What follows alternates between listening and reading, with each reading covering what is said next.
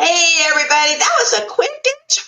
I know, right? It was like, did we skip something? I don't think we No, did. that was, we were just starting to get into it. I Um, know. well, What did we miss? we're kind of not very, not that we're not on, but we have a really good friend with us today, so we're a little bit more Oh, relaxed. yes. Because usually we have people that we don't know or people we've just seen their work. And so today we have one of our favorite artisans. By the way, it's Having Fun with J and J. I'm Jay and she's Jay, and we're all Jays except for David. But we met David last year. He's an embroidery artist, but he's much more than that. He really has an amazing talent, and we were just talking to him about, just don't know anybody like him. We've never met anybody that does this kind of artwork. And I had to pay her a lot of money for her to say that. I did. Cha-ching, cha-ching. Oh my goodness. So he was kind enough to come back on our show.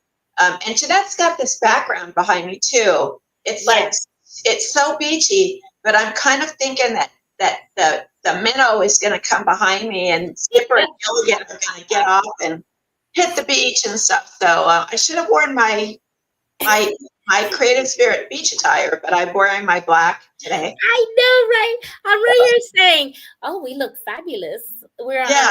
She's ready for the beach, and I'm in the office working, and she's on the beach. That's how it works. But anyway, David, welcome. I've been looking at your new stuff, and I'm going to send it over to Jeanette because I'm going to get set up so I can put it on screen for everybody. So go ahead. Take it away, Miss Jeanette. Oh my gosh, we love David. He's been with us from the beginning, also one of our OGs, original gangsters here on TV, and he'll be back with us on TV as well. I'm so excited. But he has been all over the place ever since that first show. He has been blowing up. I'm like, what on earth? I said, David, what you been up to these days? Start from the time we left you, because it's like, what on earth? You've been all over the place. And he's been very kind to send us the news articles, the magazines, the pictures, and everything. Just, he's blowing up. I mean, you're going to be a millionaire by the time you hit 90. Well, the thing is, a lot of people have been asking how I am getting into these different venues and that stuff. And it's really very simple. I mean, whenever I see a call for artists, and it doesn't matter where they are, I apply. And I'm famous in Canada, and well, I mean, I was just showing Jeanette. I've gotten into probably, I want to say, 6 different magazines, and this is one of my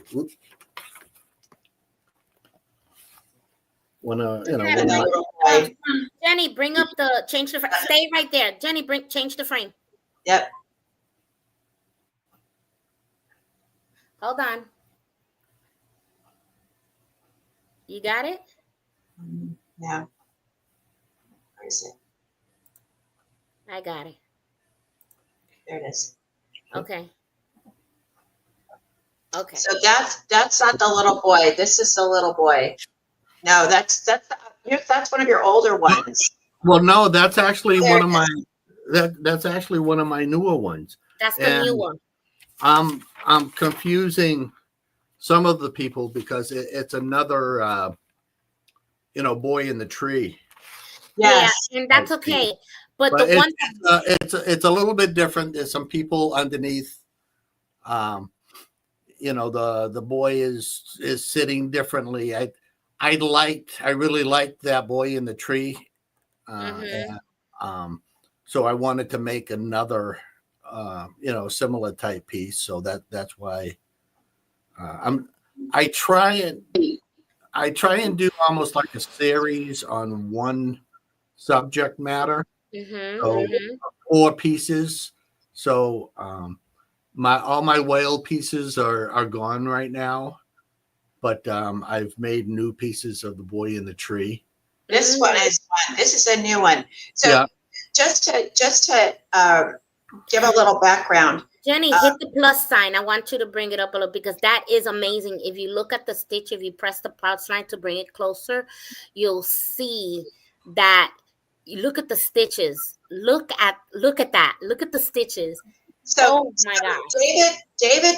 just started this around COVID time. So he hasn't been doing this very long. No. Right. This is a long stitch. If anybody does any kind of sewing or embroidery or needlework, he works strictly with long stitches. So there's no other really type of embroidery has a couple other things. Well, I've been told there's like 150 different stitches that I could use. Mhm. Yes. I use a total of 3. Yes, and that's what makes it unique. Because I know there's a lot of embroidery people out there, and there's so many different things you can do with the thread. But I've never seen it. The colors, the shading, it's like a painting. So if you go back, make it any smaller, but you can't see the stitches really. It looks just like he painted it. Painted, right. Yeah. And that kind of was the intention when I started. I wanted to make it so that as people, if I'm showing right now, I've got a piece in the New Bedford Art Museum, and I've got another 4 pieces in Gallery X in New Bedford. And as people walk by, and you always hear them say, That is "Oh, beautiful. nice painting," and I kind of have to come on back. It's not a painting, and then that's when people get like, "What?" Yeah, I enjoy. As you can tell, I have a hard time speaking. With people. I'm very shy, and no, you're not, David. Not with us. You're not shy. So like, you're making a joke. I actually get to talk with the people, and you're cracking jokes. You have to look at this one. It's so interesting. So that's the last one. This guy looks to me like he's a fisherman, like Cape Cod, and he's just come off of the boat. That was exactly. The sun is coming down, and you see the sun come through the window, but it's also coming through the glass of the drink he's drinking. Well, he said that's exactly what's going on. Yeah. And so we always look at things and we see how beautiful, but when you start taking it apart and looking at each section, yes, like zoom in on the beer. Look upset. He just looks tired. Yeah. He sat down. He's gonna have a drink, and the sun's going down. Zoom in on the beer. I want to see how he did that. I mean, it is awesome. It's not. I keep telling people, this isn't rocket science. It's really. It's good therapy, though. It's the direction of the thread. It's the colors. But I can't do that. So it is a gift. Look inside here. That it's hard because when you get closer, and the thing is, he's doing it up close. So you got to get back to get a perspective.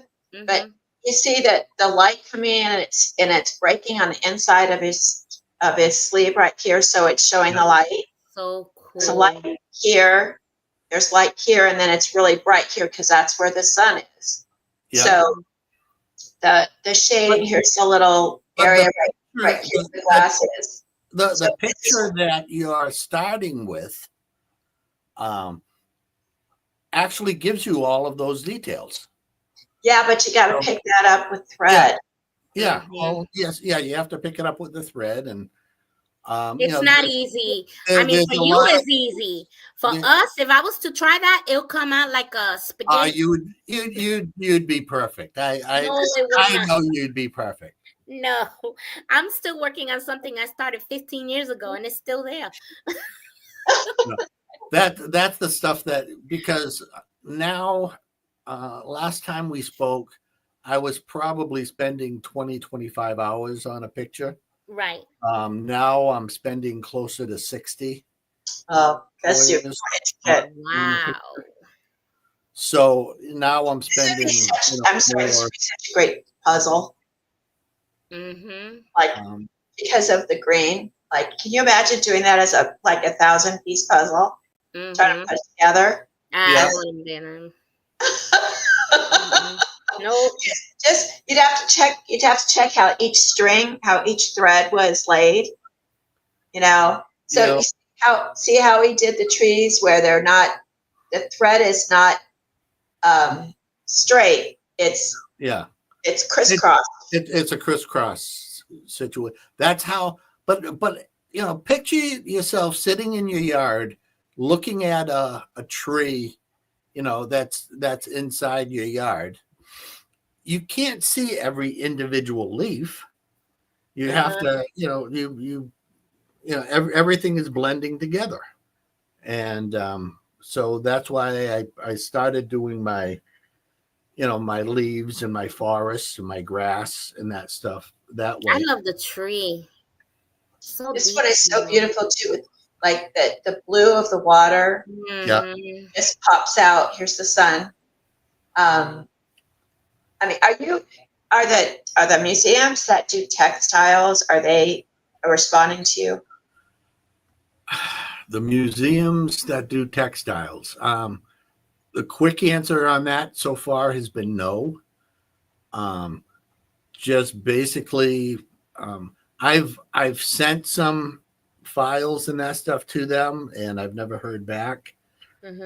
But what's been happening, and I sent you the.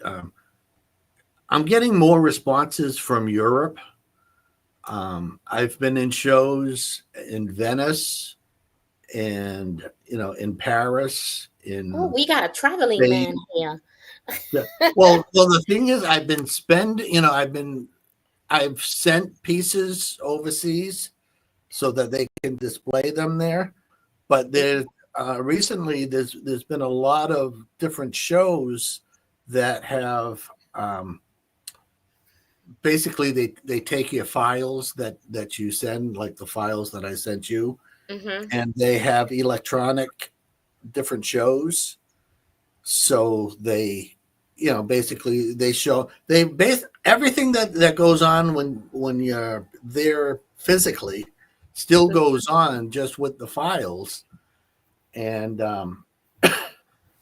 I've actually won 3 of those. I want to say possibly 4. Wow. Now, First Jenny, pictures. put us on the side and make him big because I want to see what he's going to show us right now. Okay. All right. David, behind you, and there was a magazine that you were holding up. I want to see that and show us, bring it up closer and tell us about that. Tell us. Do you want to see this piece? Yeah, or whatever piece you want. The one in the magazine, whatever. Because, I mean, he's got a different setup than last time. Remember the first time he was so shy? Yeah, I mean, look at it. That's the actual size. These are 16 by 16. Is mostly what I've been doing lately. Okay. You like the 16 by 16? Yeah, I've been doing 16 by 16, 18 by 18. I was asked to do one show yesterday in Paris, but they want all small pieces, like 3 by 3. Oh my gosh, 3 by 3s. Yeah, that's little. That's like that. Yeah, exactly. And I haven't really. That's hard to see. You're gonna have to be like a magnifying glass, like a clockmaker. You have to be in there going like that. That's little. That's Yeah, like, that's the one that you like. oh, I love that. Oh wow. Is that a 16 by 16? Six, This one's I would say 12 eight. by 18. 12 by Yeah. 18. That's So- just amazing. That I would hang that up. I would. And I sure would. You should sell The prints. reason why I ask is I have been to a few museums that concentrate on textiles. They kind of tie them in culturally, but you were working with a museum in Washington, correct? Yeah, the Smithsonian. With I two things on my Smithsonian journey. I got, I same thing in the call for artists. I put in, a couple of pieces, and then I got a letter from them back in October, basically saying, you've been accepted to be in the show, and this was, last year. Wow. And I was excited. Mm-hmm. And then I looked at the date that was, and the show had just been completed, I want to say like 3 months earlier. So I called them up and explained everything. I said, I just got the email, 5 minutes ago. Mm-hmm. But I don't know if there's a mix up on the dates or, but the date that you're telling me has already passed. So they looked it up, and she says, "Oh, I'm sorry. There must have been a mistake. This was for the show that went through. But you can be, you just have to send something in for the." Wow! Look at the lioness. Love it. this Yeah. is his. Those were the majority of my older stuff. Yep. Which already sold. Yeah. I wanted to bring it in because that There's one the I love. whale. And The bird is just what I do different. There's a lot of color in that bird. I love it. Yeah. That's a beautiful bird. How big is that one? That one again is about 12 by 16. And that one sold Something, already too, right? Yes. Yeah. Mm-hmm. All my whale pictures have gone. What's the average selling price on your art? What are they valued at? That's the other thing that was kind of funny during this whole journey. My wife still thinks they're worth about $25 a piece. that they're not that. And love my wife. We've been married 47 years. All right. But she still can't quite understand why everybody is excited over the stuff that I do. But I've sold a total of 7 pieces. Look, I like that one. In the past I love year. the Man at the Beach. Yeah. And so I sold like 6 of the 7. I sold for $500 a piece. Okay. One of them I actually got $12.50. Mm-hmm. Now with getting all the recognition that I'm getting overseas, and I've been putting them out like at $2,500. I have not sold anything for $2,500, and who knows if I ever will. But I've gotten to the point now where, and I think I always have been. I do it to make myself happy.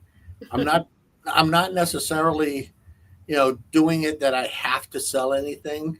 Mm-hmm. To survive. So, you know, but I love getting the recognition. I love getting the awards that I'm getting because like I said, Mm. I'm hearing from different curators at different museums literally around the world, and So you gotta look at this. Um, the feathers on this peacock. the peacock. Yeah.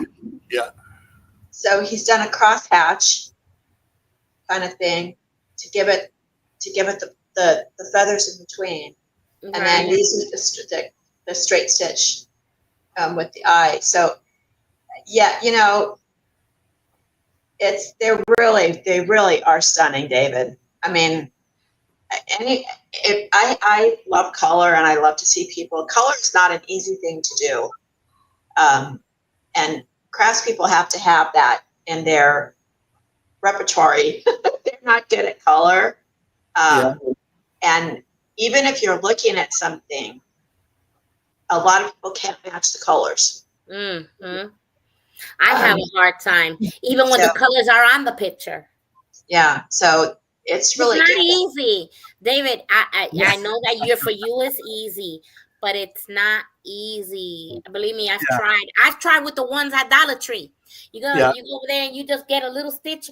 I give up about halfway through. I go, I'm done. I'm not that I person. I did a there's a local radio host, and he does a um, like every 2 weeks a TV show where he has he calls it almost like a Johnny Carson type Uh-huh. situation. Uh-huh. He does a monologue at the beginning of the show. He's got a comedian that comes in, a singer that comes in, and then a person of interest. And I was his person of interest. Wow. When was this? This was, I want to say, about 3 months ago, We and need that footage so we can which put you is on. yeah, I have it, so I can send it to you. Okay. But if you go on YouTube and just put, I tell you, senility is setting in. I can't think of his name right now. Paul Oh, Santos. Paul Santos. Paul So Santos. all you have to do is put in David Poyant on Paul Santos show. Okay, Jenny will do And, it. She can and find anything. yeah, She'll and find a needle in a haystack. it comes right up. Yep. But he asked me, we were talking about the colors on it and all that stuff, and he had asked me if if how often do I have to take something apart to change the colors and that stuff. Mm. And I told him I don't think I've ever taken anything apart, because when I'm working on it, and let's just say that I want to change the color and all that stuff, most of the time I'll just kind of stitch over it, Mm-hmm. kind of thing. But I don't take anything apart. I mean, it's just a matter of and sometimes I want to blend the colors in, so that can be a base color that I can add something else to, and it gives it a completely different look. And so it's I think people concentrate too much on that stuff, Mm-hmm. because first of all, it's not it's not a mistake. Nothing is a mistake Yep, on I learned that. Yep. on any of the art pieces in Yeah. that stuff. Nothing's a mistake. It's just an improvement. Yeah, exactly. I mean, you can change whatever you want. If you, as the artist, don't like what you're doing, that's something completely different.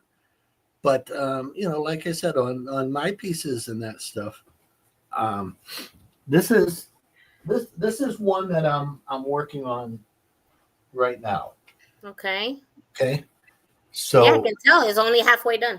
yeah, The back is what mine would look like. Yeah, Oh, well, yeah. That's well, exactly right. you know, but the thing is, like Put him big, Jenny. all the tree and that stuff is done. The boy is done, and all that stuff. But this part here is pretty much done. So But you have different segments on the boy on the tree, don't you? yes, yeah. I've got So why does it have to be a boy on a tree? Why not a girl on a tree? Because he's a boy. it can be a girl in the tree. But most Yeah, I see no, boys on the tree. it's What happened to just girl on the tree? the very first one that I did Uh-huh.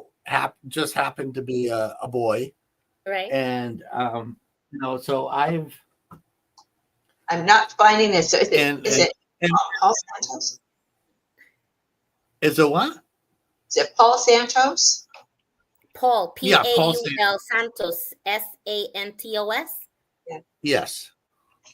with David Poyant. Let me see if I can find it. Yeah.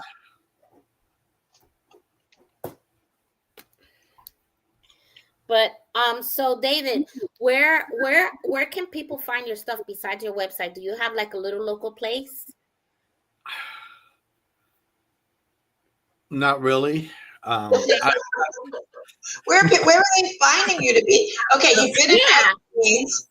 You've been on people's shows for interviews. Yeah. You're in museums, but nobody can find you. How is that happening? Like I said, at the Gallery X in New Bedford, I've got 5 pieces right now at Gallery X.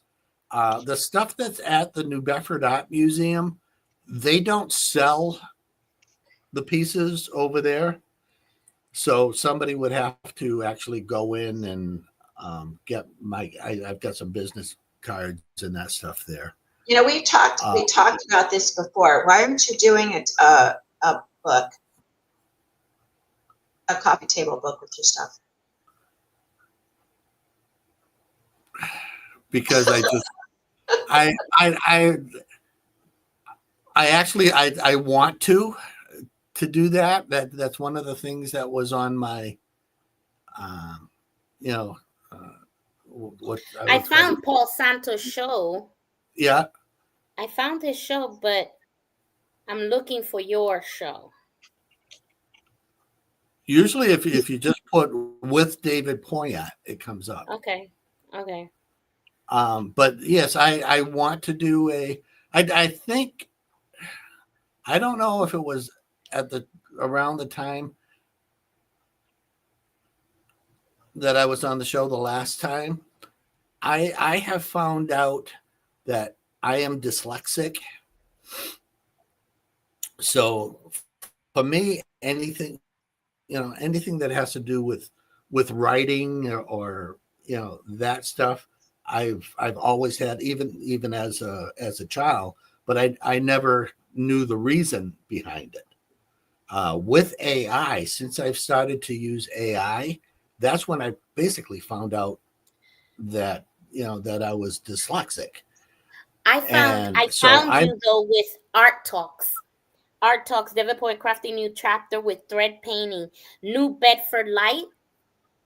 Yeah, okay, yeah. That New Bedford Light did a story with me. Hold on, let me share this with Jenny. Well, David, first of all, that's an interesting thing. I wonder if the dyslexia actually helps you with your threading. Our brains are marvelous things. Yeah. And well, I've been thrilled since actually since I found out about it. I'm not afraid to do. I did a book on embroidery and that stuff when just before I had one of the shows in Fall River, and it it was, probably like a 50-page book with my background and, how I do pieces and all that stuff. And, I think I told you I'm number 10 out of 11 kids. Right. So I sent the book to my brothers and sisters, and I get a phone call from one of my sisters, and she says, "There is no way that you wrote this book." She says, "Okay, where did you come up with?" She said, "Who did the writing for it?" And I said, "Well, actually, because even with AI, you're doing the writing of the book. You're taking the information and you're putting it in, and it's correcting everything on it. So now I'm actually capable of coming up with a something that actually sounds coherent, and wow, not my St. Anthony school education. That's well, what I see this is when you if you're in a museum already, yeah, they always have stores inside the museums, and this would be a really beautiful print book. too. Like I see it glossy, an explanation of the picture, a bio of you, for what we call coffee table books. Yeah. And I've actually lost weight since that. Oh, so I like how he says that. But this shows you working. So we wanted to show people that you're working. This is the New Bedford Light article. Yeah. Okay. And I like the fact that, it's funny, David. I talk about this all the time because people that are, quote, educated out of any kind of higher, college, university, they always seem just really surprised that anybody who isn't classically trained can.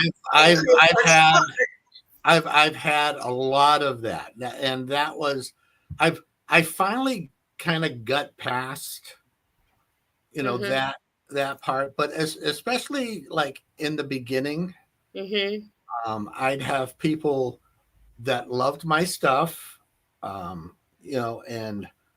that, but when they found out that I didn't have the credentials, or that I was using AI in any aspect of it, because especially now I'm using AI to generate the picture.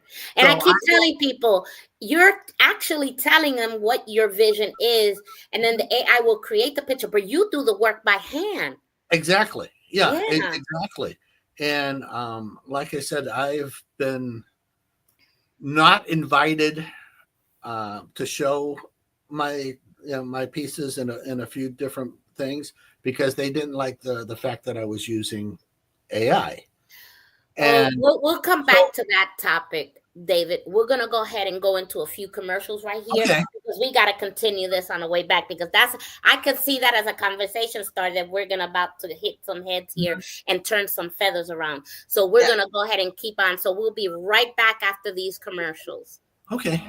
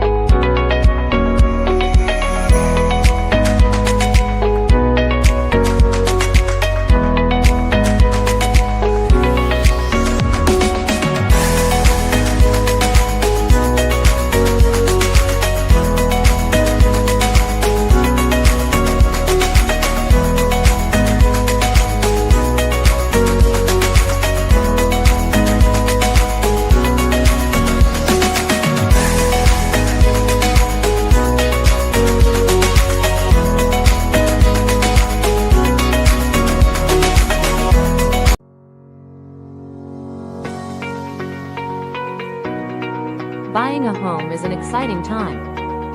Your home will be the most important and consequential purchase you'll ever make. But the process can be confusing and overwhelming.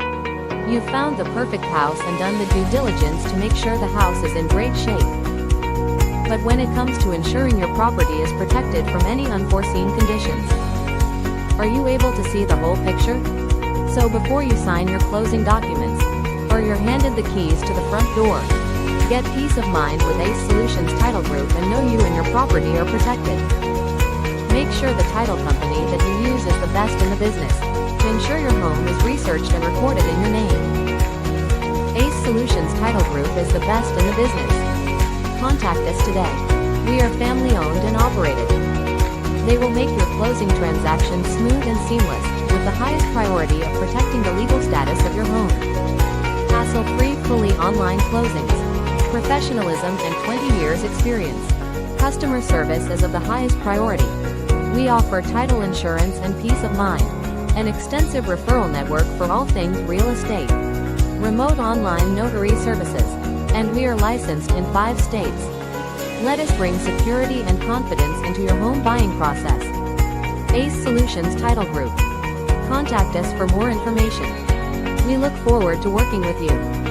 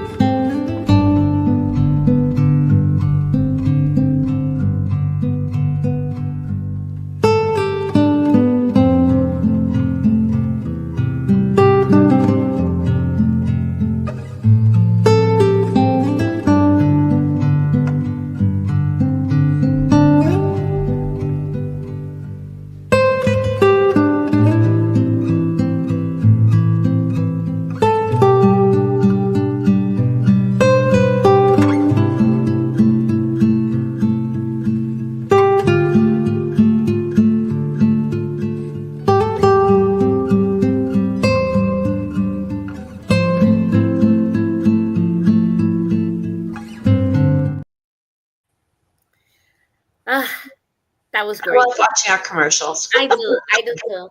I could keep playing them, but yeah. But we were getting, before we left on commercial, we were getting into the topic how people are rejecting you because you actually, for the template of your needle, you do AI. And you know what, with everybody doing AI for everything, that seems minute compare of the needlework. That's what they need to be thinking.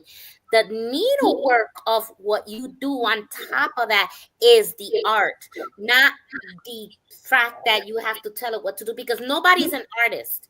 I mean, to do the outline, you have to be a real artist to do an outline. So if you have an AI that puts it on print cloth for you and then you sew it, that's the art. That's patience. And the colors. That's just the thing is, like, especially in the beginning, I would go to these different studios and like I said, I've never had anybody that came up and said that the work was no good. Mm-hmm. And it was, like I said, the reaction afterwards when they found out that I was and at the very beginning I wasn't using AI. There was a website called Unsplash that are they're photographers from all over the world, and they give you free access to their pictures. Right. So I wasn't so I was using Unsplash at the very beginning, and so they didn't like the fact that I wasn't drawing my own pictures. And so I went up to Suzanne at the New Bedford Art Museum, and I said, okay, this is the kickback that I'm getting. Am I doing anything wrong? And she said, absolutely not. She says, basically everything that you were just saying is what she was saying. Okay. So she said, stop listening to these people. Mm-hmm, mm-hmm. And, she said, just keep doing what you're doing. Mm-hmm.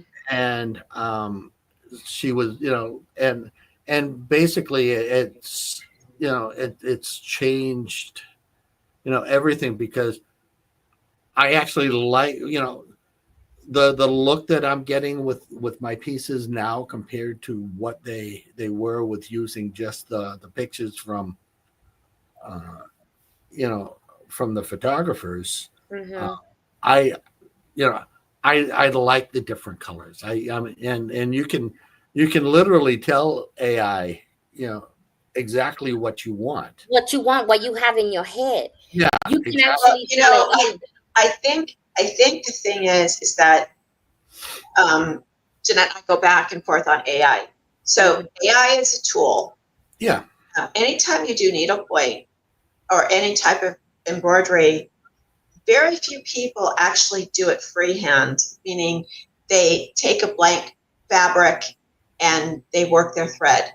Right. Some people do it to a small degree, but you're taking a subject and you're saying, I want an apple tree with the sun shining and two little girls in sunflower hats. Yep. You're already setting the stage for what you see in your head. Right. So you're not saying, I want Van Gogh's sunflowers, or I want Matisse, or I want, you can do that. You can, but you're not. You're creating your own. Right. Then on top of that, the hard part. You're taking the thread and you're creating the texture, the depth, the shadowing, the perspective, and you're putting it in with a textile, which is a completely different thing. Yeah. The end piece isn't what I start off with. That picture, that fisherman picture, there was a lot of things inside there that I didn't like, that I tried to get AI to take it out of, and really it just kept on coming with it wouldn't do it. But when I stitched it, I can stitch that stuff right out of it. That's right. Yeah. That's where your art comes in. Because Yeah. it's like, okay, you made this like this, but I really wanted it, so I'm going to do it with my You know brain. what? Can I just tell you, David, that if you actually became an instructor at a university, an art instructor, and you taught this, they would change their tune. Yes. It's just there's a group of people that are very, my son went through this when he went to art school, and he got so, they so said, well, you have to be pure in your art, and you have to follow the masters, and you have to do, okay, had the masters get to be masters. They didn't have a university.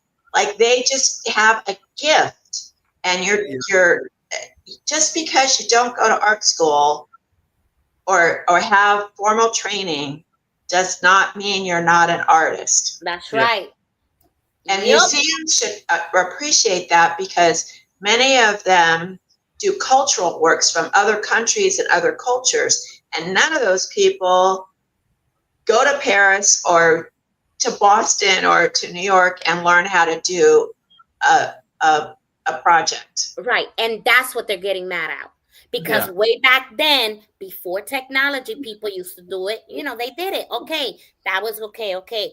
But now they're making it where you can actually learn. Okay. Give you an example. Me. I was heading into, I was deployed, and I was going into my thing, but I wanted to do something on my time off. A lot of people were doing their other thing, but I wanted to do something with my hands. I had that itch, right? Right. So I said, I want to paint. Don't know how, don't know nothing. I went to YouTube and I wrote, how do you paint a face? I taught myself. That same one painting that I did, that's how I knew that I was okay, because I sold it. The first painting overseas, $250 for a painting that I taught myself, and because I wanted to do something creative, and that's how my art came about. Yeah. So the fact that I didn't have to go to school to learn how to paint an eye, that now is all over YouTube. If you put YouTube, how do you paint an eye? It'll show you how to paint an eye, a realistic one. How do you do this? How do you do that? So the universities, to me, and again, this is my opinion. You don't have to follow me. You don't have to like it. I'm just telling you what I know. Yeah. If YouTube can teach it for free, that's what they're getting mad at. Yeah. Okay. Because, I could make, I can just tell AI, make me a certificate from YouTube University that I finished art school. And I'll print it out. Yeah. Well, I mean, finally, Suzanne basically just told me that, she says, you're probably 10 years ahead of, she says, and within the next 10 years, everybody's going to be doing what I'm doing. That's right. And Well, they're going to try first. This Yeah. is where the rubber meets the road. They're going to try. yeah, It doesn't mean it's going to be the same. no, and that's good. That's It actually is good. that's a good thing. Well, at the last show that we just had at Gallery X, the young kid came in, and he's an artist. I don't think he was much more than 17, 18 years old, but he was showing me, so he was fascinated. I have the peacock over there, and he was fascinated with the peacock. And I kept, kept telling, I said, with what I see in the pieces that you're doing, and he was very detailed orientated and all that stuff. I said, you can do this, and just the fact that he had somebody that he thought was, at a different level, than him, telling him that, you can do this, kind of changed his whole attitude, as to what he was going to. That's exactly right. That shut you down as fast as they can. They look, the scholars will do that, okay? And what you have to do is say, you know what? You just need validation to keep going. Yeah. And here's the thing. people, unfortunately, you have people who are jealous that didn't think of it first. Yeah. And they're going to go and tell you, oh, that's no good. But yet behind your back, they're going to try to do it. Yeah. So here's the thing. You got a gift. You can teach it. You can actually get paid to teach this. Okay. And so you have something that now they're going to see like, oh my gosh, it's like your wife said, you're way ahead of the game. And they're going to be doing it right now. They're frowning upon it like everything else. People don't, I've learned the hard way that people don't like change. Yeah. You change something, somebody comes up with something, they don't like it. You know, I can say I'm one of those person when it came to the phone. You know, they made one little change. Why they have to do that for? You know, I do it all the time. But here it is. You already ahead of the game. So what now we're going to do is we're so happy you're back with the Creative Spirit channel because we're going to show you one day. We're going to get ready to do a show with him. And he's going to be showing you how he does it. So I can't wait. I can't wait to plan that and have it that we're going to have you doing your work and you can actually, you know, be yourself. I already have the whole production in my brain. Jenny, it's funny because a lot of people Jenny right now, anyway. You know, a lot of people will ask me, you know, what does it take to, you know, to be able to do this? Yeah. And I tell them it's Netflix and BlackBerry brandy. That's all. That's all. That is so cool. Yeah. Well, maybe they'll be watching it. Maybe they'll be watching the Creative Spirit channel while they're doing it. Yeah. Right. So actually, when we put the channel together, I'll have a bottle of blackberry brandy right by the chair. We'll change it G to PG. It's okay. Yeah. That is actually you know, like I said, I'm still having fun with it. And you know what? That's all that counts. Yeah. It doesn't matter what anybody else thinks. As long as it helps you in your mental state and you're having fun with it, that's all that counts. With that said, I'm going to go into today's verse because it happens to be matching today. And it's facing the cost of self-discipline. Okay? Because what you had when you started this after you say your mom passed away, right? Well, my mother actually passed away 45 years ago.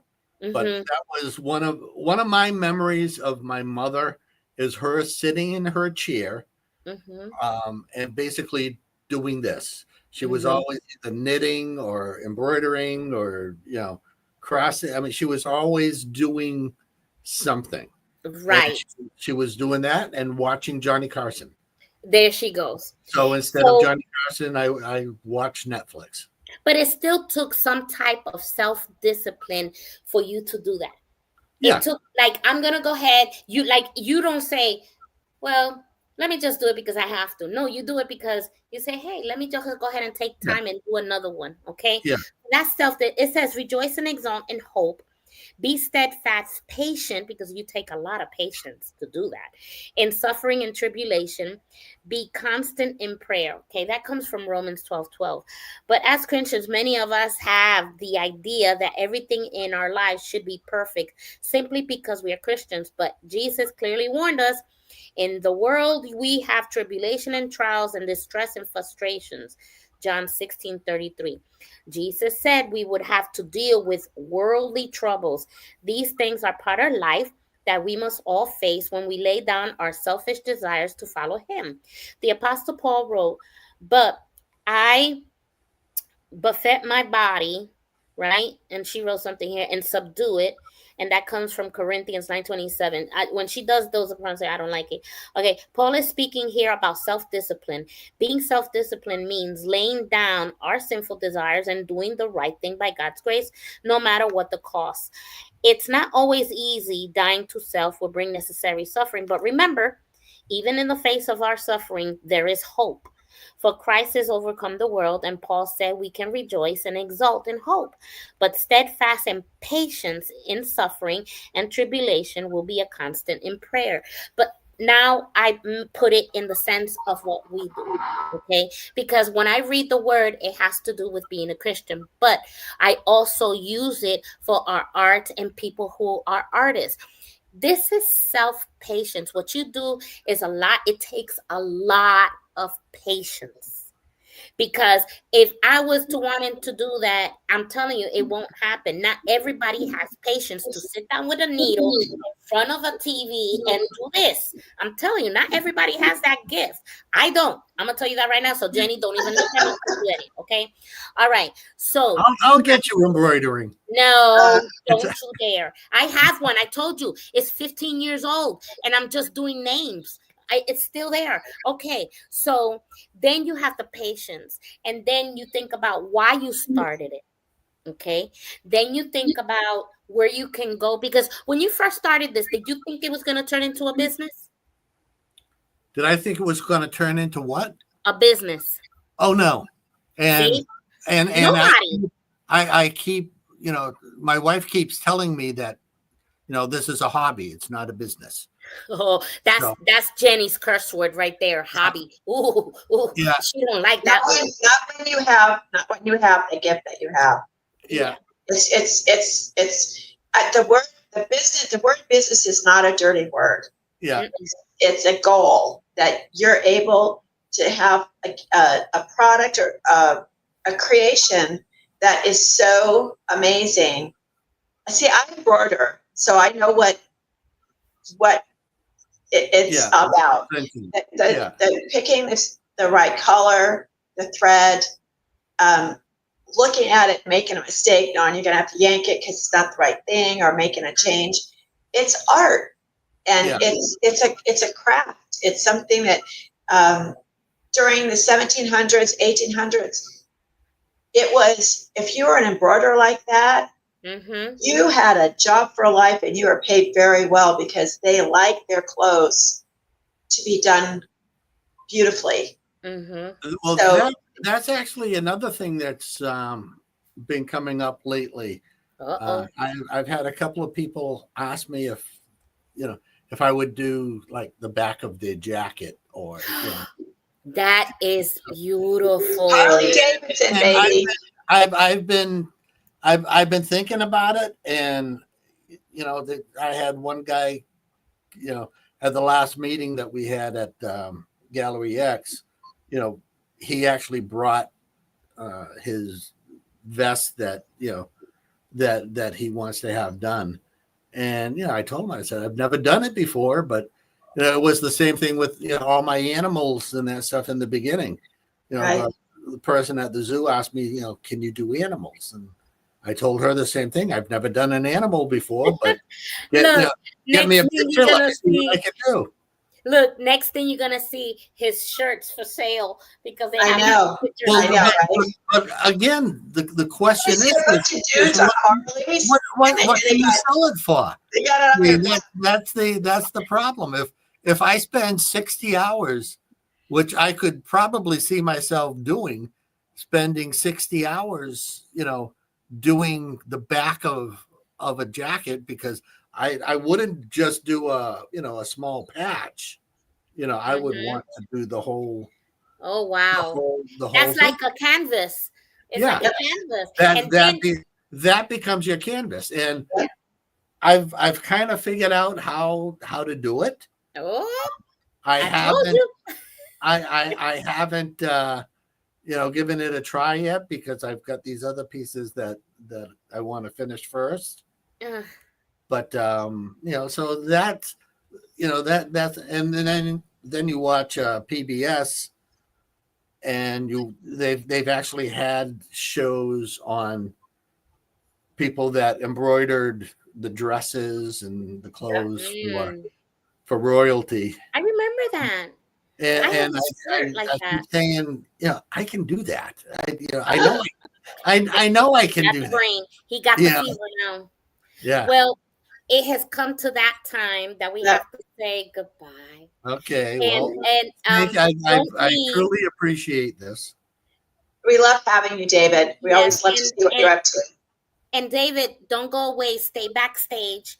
We'll come back and talk to you. So don't leave. And I'm gonna run, but you two are gonna yak. Yeah. But I'm gonna have to.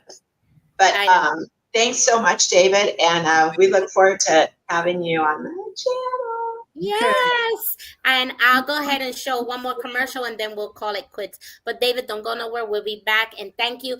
Please join us next week for another fabulous guest at Having Fun with J&J with Jeanette and Jenny. And we'll see you next week. Right back.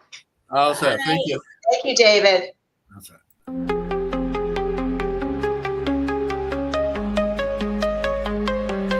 Stars are shining, ooh yeah.